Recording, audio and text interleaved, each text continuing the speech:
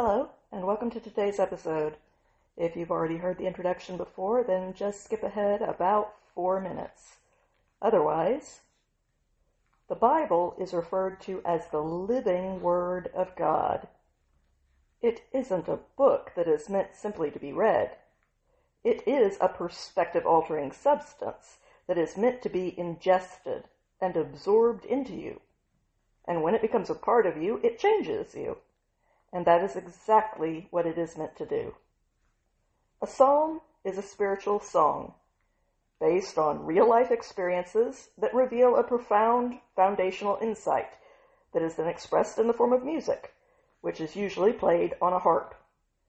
This is my own paraphrase of the Psalms. Now, there is an important difference between a paraphrase and a translation, and it is important to understand what that difference is. A translation takes a text word by word, and it finds the most accurate word in another language to convey the meaning of that original word.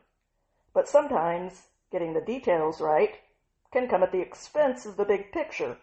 For example, the literal translation for a butt dial and the literal translation for a booty call could end up being exactly the same if they were both translated very literally into another language. But we all know that those are two very different ideas. A paraphrase, on the other hand, is attempting to capture the spirit of the idea that is being expressed. But both approaches come with their own disadvantages. Sometimes, the most literal translation for each word, while technically accurate, loses something in its translation. For example, if you were to translate the phrase, "cat got your tongue," into another language, it would make no sense to them. Why would a cat grab your tongue? What are you even talking about?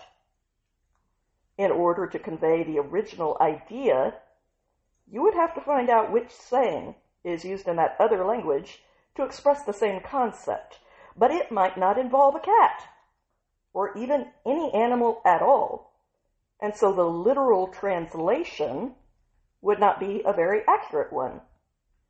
But in a case like the one that I just described, the idea is more important than sticking to a very literal translation that loses all of its intended meaning.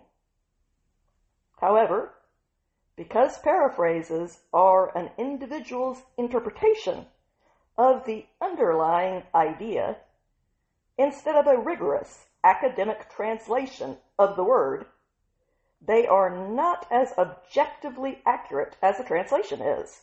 A paraphrase is a lot more subjective, and that makes it much more susceptible to interpretations that are way off the mark of the original text's intent. The focus of a translation is on detailed accuracy, and sometimes the broader picture is not conveyed very clearly as a result. The focus of a paraphrase is on painting that big picture, but it often loses the accuracy of the finer details. Both are useful as long as you understand which is which, and what the disadvantages to each approach are. And that is why I recommend using both an accurate translation, like the New American Standard, and a responsible paraphrase. Psalm 64. To the music director, a Psalm of David. Divine Creator, hear my voice when I bring my problems and the pensive anguish that results to you.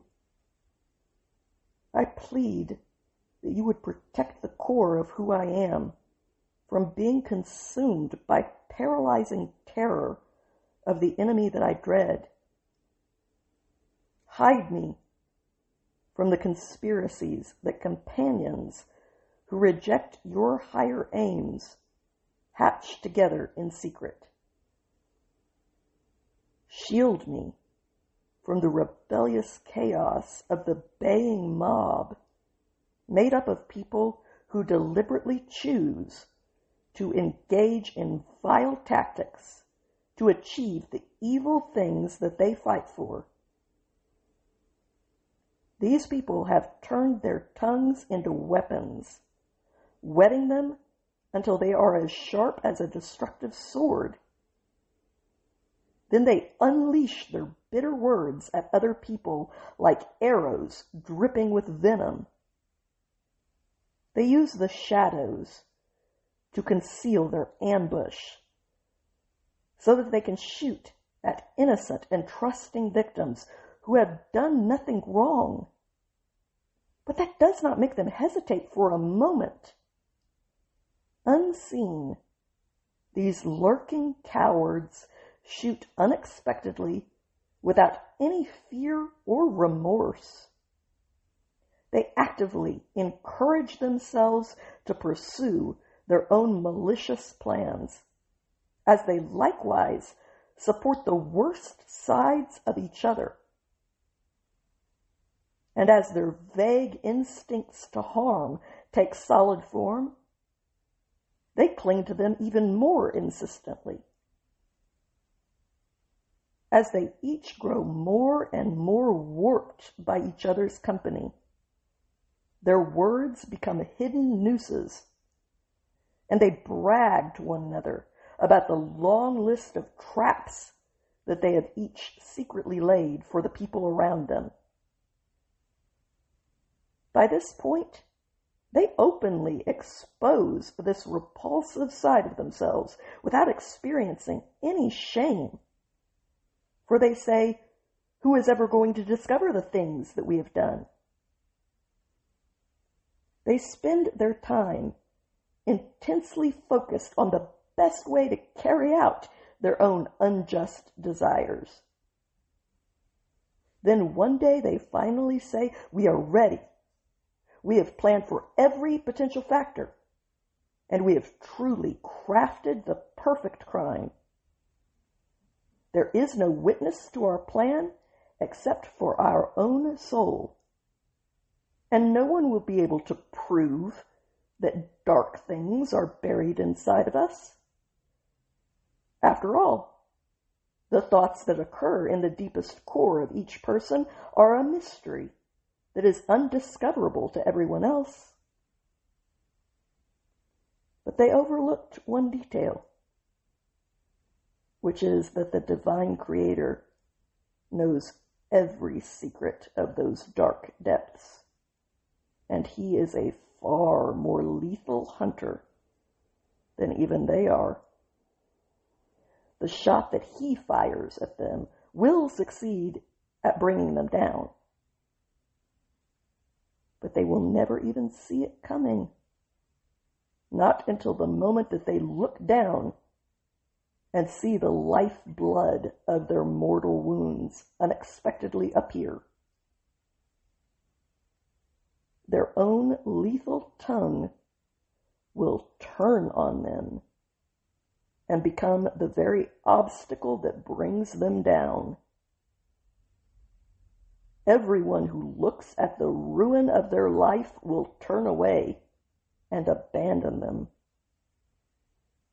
And they will go even further than that by turning their story into a well-known cautionary tale.